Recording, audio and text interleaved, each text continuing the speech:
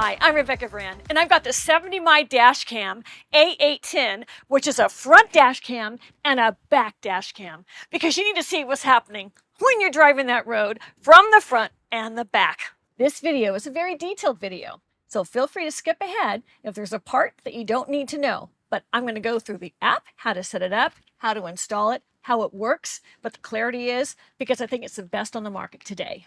The company 70mai is one of the leaders in the highest innovation of dash cams in the world. This is their latest model. It's a 4K, and the 4K resolution quality means that in any kind of lighting, you're going to have 4 times the normal pixels, which is going to improve your picture and screen quality of what you're viewing to an immense degree. Here is what my dash cam picked up during daylight. Look at the clarity. This is better than a lot of the cameras I even use for my video productions in studio. You can see as I'm driving around the incredible detail and clarity and color. This is what my 70mai dash cam A810 is picking up. This is what it's recorded on the street. Let me show you during dusk. I was following a blue moon that night. I was driving around the Santa Barbara Harbor. I'm giving you a little tour within this video, but these are dusk shots. Dusk is the hardest time to film anything because the light's not all the way dark and it's not all the way light. It's in that gray field. But the 4K resolution, which is a 3840 x 2160 pixel resolution, it's what's giving you this clarity, even at this very short spectrum of colors that we see. Nothing too dark, nothing too light. This to me really proved the high quality of the 70mai dash cam A810. Driving around at dusk can be beautiful, but it's only a short amount of time. That dusk is happening, so let me get into their night vision. It's got an exclusive night owl view feature, and this is giving the very best of nighttime performance. Check these night scenes out. This has dual HDR. HDR is high dynamic range, and that means you're getting multiple ranges of colors and brightness levels compared to SDR, standard dynamic range signals. And this is what you're seeing in these night shots. Look at the clarity. You can read those street signs. You can read those license plates. The color saturation is amazing. 70mai A810 gives superior clarity of anything I've seen. It really gives you that true 4K detail reproduction of the scene right there on that little tiny dash cam in your car. That's recording everything. It was amazing to be able to read the street signs from this at night. How could those be so visible? But they were. So if you're in an accident or something happens, you can clearly see license plates and all kinds of information that's happening around you at night in case there'd be something that happened in front of your vehicle. Besides a forward-facing camera, there's also a back camera. That's in 1080 resolution. But check this out. That's excellent as well. Let me show you the back camera during the day. This is what it looks like. This is what it's picking up behind me, which is so important. That's where a lot of rear-end collisions happen. Here it is during the dusk. It's really nice to know what might have happened after you passed a scene. A lot of times accidents happen in your rear view mirror. And now with this back dash cam, you can see what just happened with those accidents. And here it is at night. I like that 70mai has put a system together that has both the front and the back. And if there was ever someone following me, I'd be able to see that car. Or tailgating me. Or, heaven forbid, if I were to get a speeding ticket and get stopped. At least I'm going to have a record of what really happened during those problems. You never know when something might happen. I was so impressed with 70mai's new dashcam A810 because it has a Sony Starvis 2 IMX678. What that really means is it's using the very best of camera technology of sensing and lighting. Now in the film world, that's what I use for my low light cameras. And that's what 70mai has put into that Sony Starvis 2. It's enabling an image sensor to deliver the clear images in a near infrared light environment. That's the lowest of lights. It just means the image sensitivity is very, very high. That's why everything is so clear as you're looking at these videos of the night vision. So when you order your 70mai dashcam A810, it comes right to your door. When you open it up, this is what the box looks like. It's very well designed. Now this is how it came packaged. I want to show you that so you know it's not going to get damaged during shipping. They have engineered the design of the packaging very well. Everything here is quite delicate. You sure don't want some bad handling during the shipping to ruin it before it arrives to your home. I took everything out of the wrappings. I laid it all out on a mat on my counter. These are all the pieces to it. There's 2 cameras. There's the front camera, that's the 4K camera, and that's the 1080 back cam. And it came with all the wiring. And I'll show you how easy it was to install later, but here's the wiring it comes with. Plenty of wiring for you to wire your car. You don't need to get any extra. It's going to fit any car. There is a kit for the cigarette lighter install. There's also the kit for the hardwire install. I'll show you that later. There's also electrostatic stickers because that helps you mount it really easy. It's a very simple system to install, and they give you everything you need. You don't need anything else. They also have this little tool that's going to tuck it into all the little spaces in your car so it looks all neat and pretty and it's easy to use. Now the first one I'm going to show you is me installing it just to my cigarette lighter. And they have this little gizmo. They call it the wiring crowbar. And that helps you shove it into the molding around your windshield. Who knew that you could do something like this? I was using my fingernails and I was using the crowbar and I was going down all around the edge, and really, it only took 5 minutes. It's no big deal. This is something I really wouldn't have tried by myself, except the directions were great, so I could do this easily. And this is how I did it. And I went all the way down and around. It went underneath my dashboard, and then I got it under there to stick under there, and then I brought the wire over to my cigarette lighter. It's a very clean look. This is for auxiliary in a car. There's a power source. Now that power source of a cigarette lighter is only going to go on when your car is driving, so it's not going to drain the battery otherwise. They've engineered the dash cam for that feature. Then you just plug in that wire right into that cigarette lighter. So don't worry about it draining your battery. It won't. And that's it. Now that the wires are installed and hanging here by my rear view mirror, this is how I installed my front camera. The kit comes with an electrostatic sticker, and that's where I'm placing my first camera, on the inside of my windshield just below the rear view mirror. Make sure you place a sticker vertically so you can line up the camera mounting plate right with the dotted lines on the electrostatic sticker because you want proper alignment. Now once that sticker's in place, remove the tab from the adhesive on the back of the mounting plate and stick it in the dotted box. Check this out. Now, you got to make sure you leave enough headroom about the plate so you can mount it with the opening side up so that the camera body can slide into place from the top and click in. Very important. Let me go over that again because at first I didn't think about this, but then it occurred to me you had to do that. So I don't want anybody viewing this video to make a mistake on this part. So let's just watch that again. See how there's enough headroom there? There's enough room, enough space there. You're going to need that space. So don't get anxious and shove it up too high. You need that space. So with that headroom, we're able to click in my camera in that place. We're all ready to be wired up now. Check that out. Click, and the wire that you've already connected, we just clicked it in. And of course, that's your power. Whether it's done into the hard wiring or the cigarette lighter, that's your power for the camera. So if you're going to use your cigarette lighter, which might just be easier, you're not going to get the parking features. It's not going to show you if someone breaks into your car where the car is parked and the car is off. But if you did the hard wire into the fuse box, that's where you're going to get the parking features. So that if someone breaks in or hits your car where you're parked, it'll go on automatically because it automatically will feed the camera at all times. There are some cars you want to check that may not be compatible with this. You don't want to drain your battery, but late model cars have no problem with this. But just a little double check that because you can always just revert it to your cigarette lighter if that were to happen. Now, once my main camera was powered, it was time to hook up my rear facing camera to the back window. So when you're putting in the back camera, what you want to make sure is your camera's not upside down. So the wire has to be going off to the right as you're installing it. So that's going to be important. And you want your camera square to the world so you're able to see your view as it's happening. So you got to line that up, see where it's going to be, and your camera's going to be a little offset from center of that back window. So keep those things in mind, and the electrostatic sticker is going to be placed in a way that your camera's going to have the best view, whether that's vertical, horizontal, whatever it is in your car. But this is how I did it in my car. And in my case, the sticker was vertical. That made sense to me.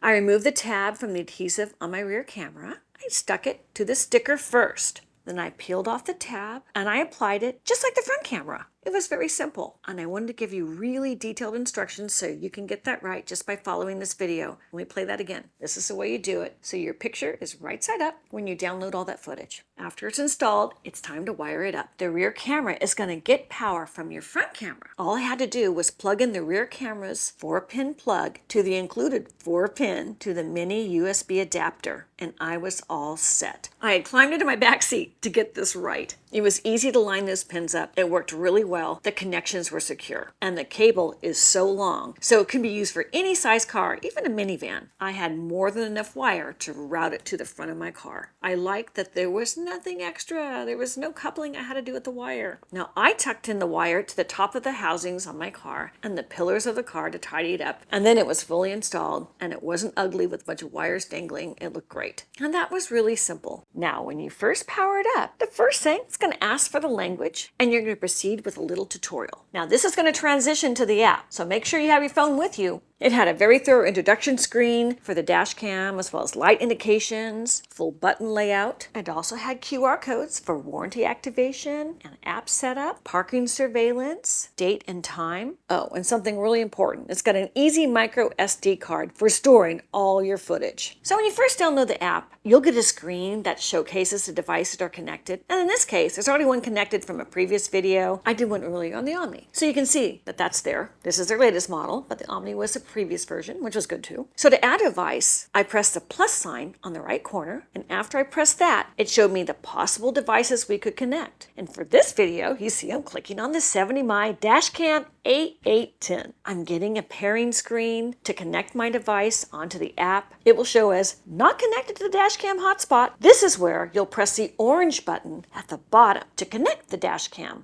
via the app. Now, another screen may pop up where it's going to show you how to turn on your dash cam with instructions, and after following those instructions, you may press the orange button at the bottom. The app will ask to use your location from your app for a more accurate recording of the location, which I really recommend. I want to know exactly where everything is happening, just in case there's an accident or something and you have to report it. This is going to give you the evidence you would need if it ever came to that. It's going to display the exact coordinates on the screen, and that's going to be shown later, and that's amazing technology. What accurate GPS. That's almost freaky, the way it's so accurate, how technology can do it these days. Very impressive feature. Now, after this, you can go back to the home screen, and it's going to show registered devices, and the Dashcam 70mai A810 series appears. Bingo! We've got progress. Now, if it wasn't corrected already, you may press the bottom corner where it says unconnected, and it'll still show you a screen to connect the device via the Dashcam hotspot or Wi-Fi hotspot, and you press the Dashcam hotspot, and a pop-up screen pops up asking to give permission to pair the app with the hotspot. Well, click allow. Now, after allowing the app to pair to the device, which is important, it's got to pair, might take a little bit, but it does, it's going to show you the main screen. Now,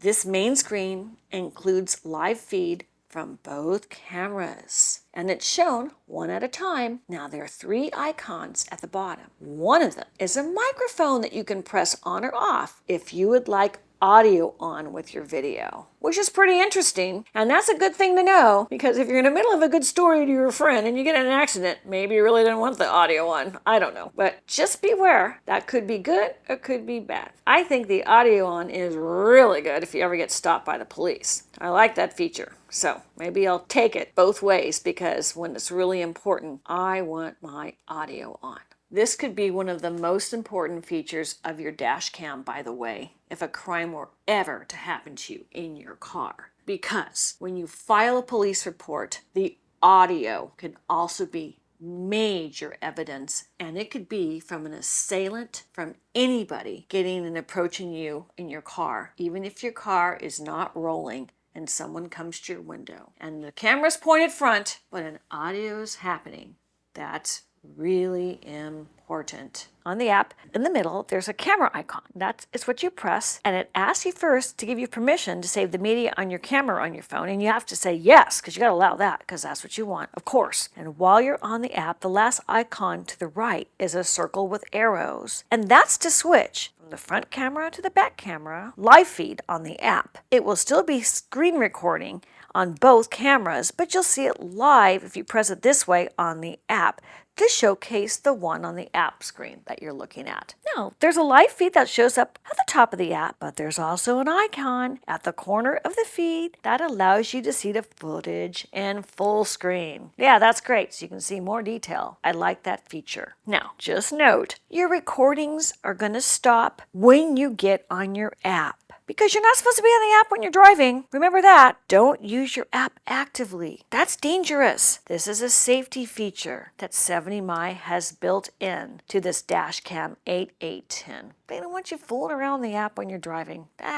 Nobody should be doing that. That's unsafe. If you park your car, that's a good time to be using the app on some of these features. Get your car parked. Now check this out. When you're on full screen of the live feed, there's even a camera icon. Look at the detail in this app. You can take a photo of that screen, a screenshot in that moment if you want to. And the photo will save itself onto your camera roll. Brilliant. Beneath the three icons, there is an album tab where your footage will save itself onto. There are two tabs, categories and timelines. Categories will show you all videos, and the timeline will show you a specific time period that has footage color-coded with the following. Green is loop recording, red, emergency, yellow is parking, and purple is time-lapse. The color coding makes it so easy so you can identify what you're trying to look for quickly, saving you time. There are two icons at the bottom of the screen that allows you to download footage or add RG visual effects. When you return back to the previous screen,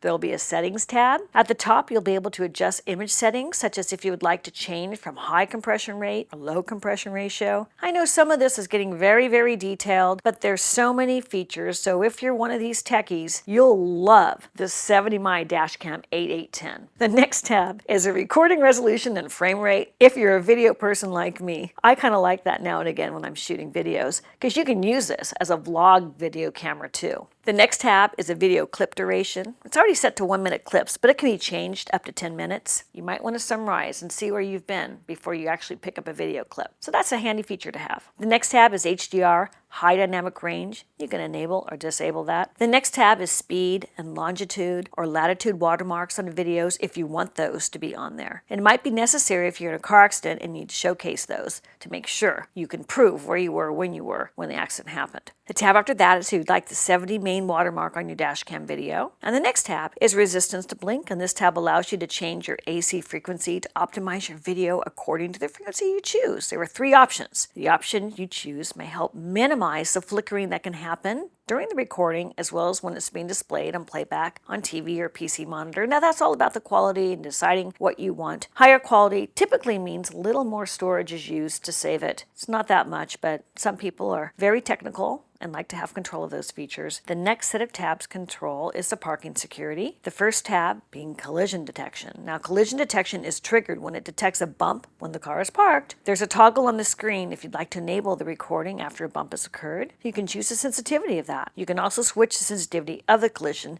from high to low as you work through all the sensitivity options. And below that is the collision response strategy settings that you choose. The next tab will be motion detection toggle. You can turn this on if you would like recording to begin if motion is detected. You may also change the sensitivity of this too. Like a dog could be running around your car. Maybe that's not as important to you as somebody actually bumping your car. The next tab is time-lapse option. You can either enable or disable that. The next tab is the emergency video option. You may either enable or disable the video and change the sensitivity. The next tab is the ADAS setting. You can enable or disable this option. This allows the camera to sense road conditions for the sensors to assure a safe drive. I like the safety feature of that. The next set of settings is for sound. The first tab is the power on, power off prompt tone. You can enable or disable the tone. The next tab is speaker volume. You can adjust that to your liking. The next tab is the key tone. You may enable or disable that. The next tab is the record audio tab. It's another way to set if you want audio recorded during the video recording. Now, I always like that. I always keep that on. The next set of settings is system settings, and the first tab is language. The next tab is screen off time. It's currently set to be always on, but maybe it's distracting. You don't want always on.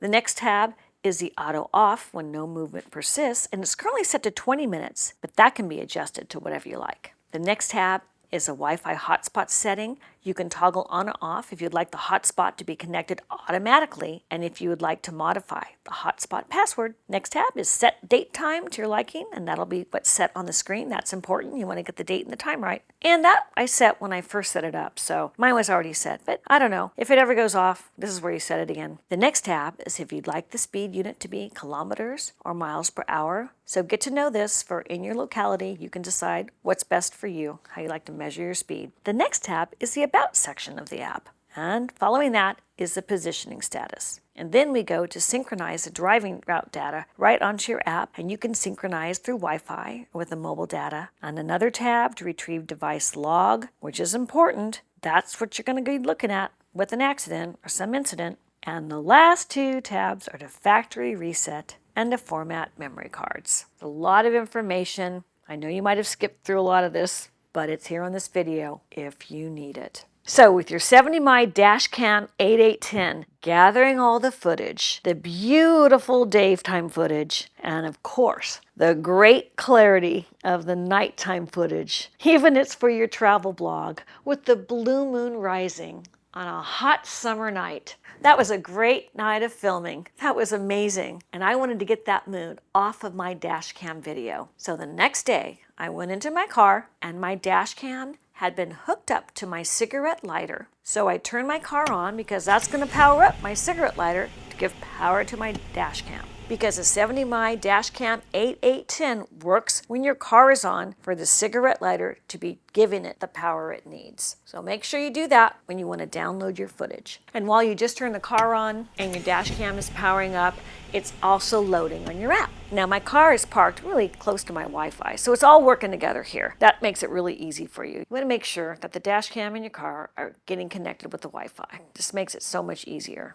And that's what's happening right now. You can connect it to your own Wi-Fi, and this is easy for me because I was right by my house, but it also connect to any Wi-Fi. Or you can just take out the SD card, and there you have all that valuable footage. Now once it's connected, it takes you right to the home screen, and to get to your recordings, you click on the album button. The app will prompt you, will give you a message letting you know that if you access the album, it'll stop recording. Well, you press OK, and now you're going to click All Videos. Now I'm taking some footage here, so my friend is pressing this for me. She's got prettier nails than me. I want to make sure I got really clear footage of this for you. So here we go. At the bottom, when you click a video, there's 3 options. There's the visual effects. That's going to show the date, the time, the G-force, amazing, and the speed. Mine is set to kilometers an hour because that's the default, and that's what I had. But of course it can be switched to miles per hour. And real quickly here, I'm going to show you how I changed it from kilometers to miles per hour because that's what I use in my municipality. But the default is kilometers. To change it, I just went into the app, and here I am pressing it to change it to miles per hour just by pressing these buttons here. That's it, easy as that. And since my videos all had been recorded in kilometers, I remembered I should have changed it to miles per hour. So this is how I did it,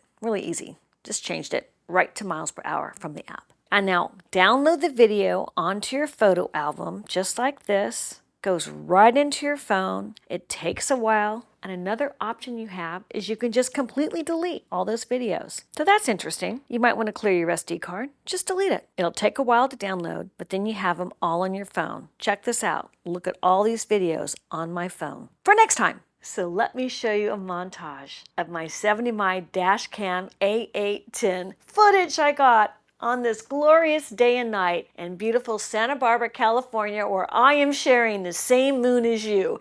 No matter where you lived on this planet, when this night was happening, you and I were seeing that same beautiful, glorious moon. And this is the quality I get from my 70mai Dashcam A810. Wow. So click the link below to get your Dashcam, the 70mai A810, front and back. I'm Rebecca Brand. Thanks for watching this video. I hope you subscribe to my channel and ring the bell to get notified of my next video. And let's keep making great recipes in life. And today's recipe is so you're in the know, front and back, to be safe and secure. If you like this video over here, there's some more I think you might like. Just click on one of those boxes.